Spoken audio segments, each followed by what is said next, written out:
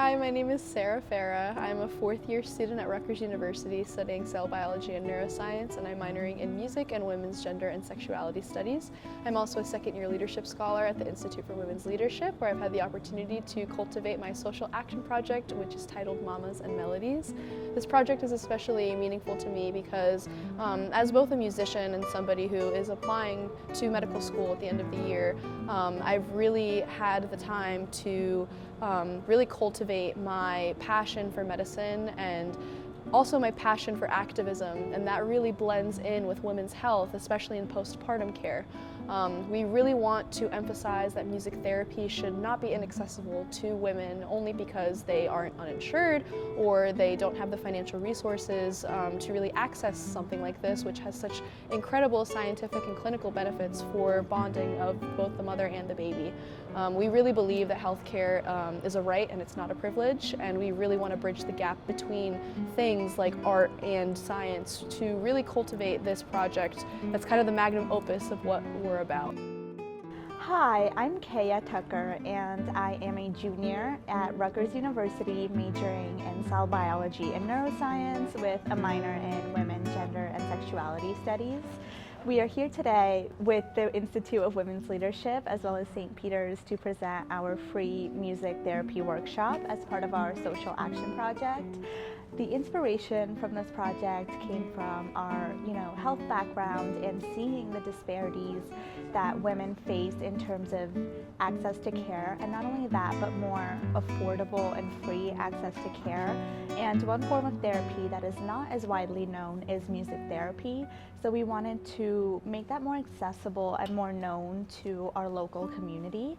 And so as a result, we hosted a free music therapy workshop at St. Peter's with the New Moms group, where we brought in a music therapist and we led the moms into a fun little music session where they got to learn a little bit more about how music can, increase bonding with themselves and their babies, and how it has so many research-backed benefits such as lowering your heart rate, feeling, less anxious. And so that goes for both babies and the moms. So it's a really great form of therapy that we wanted to shed a little bit more light on. And as we move forward, we hope to keep doing this with different groups.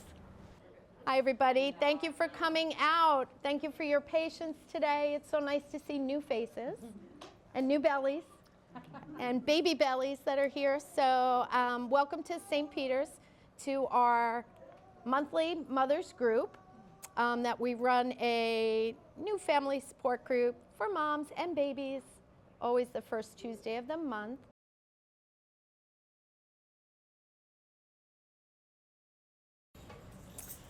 All right, so let's just do this one.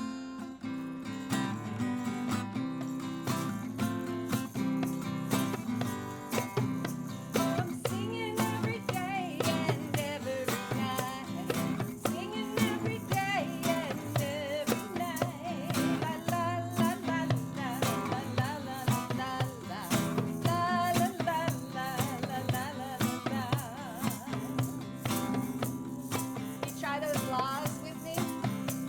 La la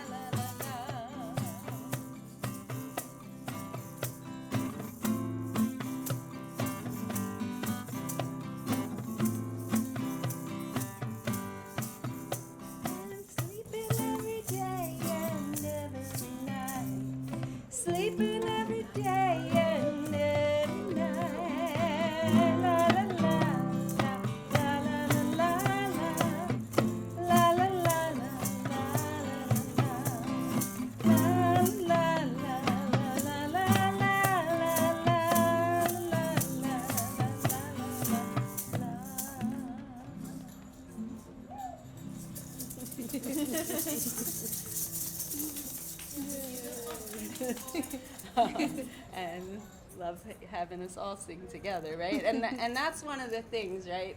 Sometimes we can have this voice in our head that says, oh, I can't sing, right? You know, your baby loves your voice and says you are a rock star singer, and has been hearing your voice, you know, all along the way. And so there's nothing more comforting and nothing they appreciate more. So don't be afraid to sing. So hi, I'm Amy Clarkson. I'm a music therapist, and I work at Montclair State University. I work in the Ben Samuels Children's Center with infants through kids who are 5 years old. And I also teach in the music therapy department and coordinate the clinical field placements. So, and I'm happy to be invited here for this project. You know, I believe strongly in the power of music to support the development of young children. Kids are musical beings. They respond to rhythm and melody and just feel the world through music and through the connection between themselves and their caregivers. So one of the things I was really excited about today was just supporting caregivers, moms, in encouraging them to feel comfortable in making music just a natural part of daily routines. It seemed like a number of the women today already are doing that, but just to encourage them further to sing when the baby's fussy, to sing when their baby's tired, to sing when their baby is excited and happy, and music can just help guide babies through all the transitions and routines of the day. So this is Palo Palo. Palo, palo, palo, palo, palito, palo, way. Ya, palo, bonito, palo, way. Palo, palo, palo, palo, palito, palo, way. Ya, palo, bonito, palo, way. Hi, I am Bernadette Flynn Kelton. I'm a registered nurse, board certified lactation consultant, and also a certified childbirth educator. I work for our parent education department, which is at St. Peter's University Hospital in New Brunswick, New Jersey. My whole career, I have been blessed to work with moms and babies. I was previously a labor and delivery nurse, and now just doing the education, prenatal education, and also postpartum education. So I was so happy today when the Institute of Women's Leadership reached out to ask if they could be part of our monthly postpartum support group. I jumped at the opportunity. They brought actually music therapists with them to today's session, and we had moms enjoy and be mindful of how really the music can help benefit to calm, soothe, and relax both mom and baby. And so the day was delightful, and I think the moms really enjoyed themselves. I know that I learned a lot, and thank you so much for joining us today.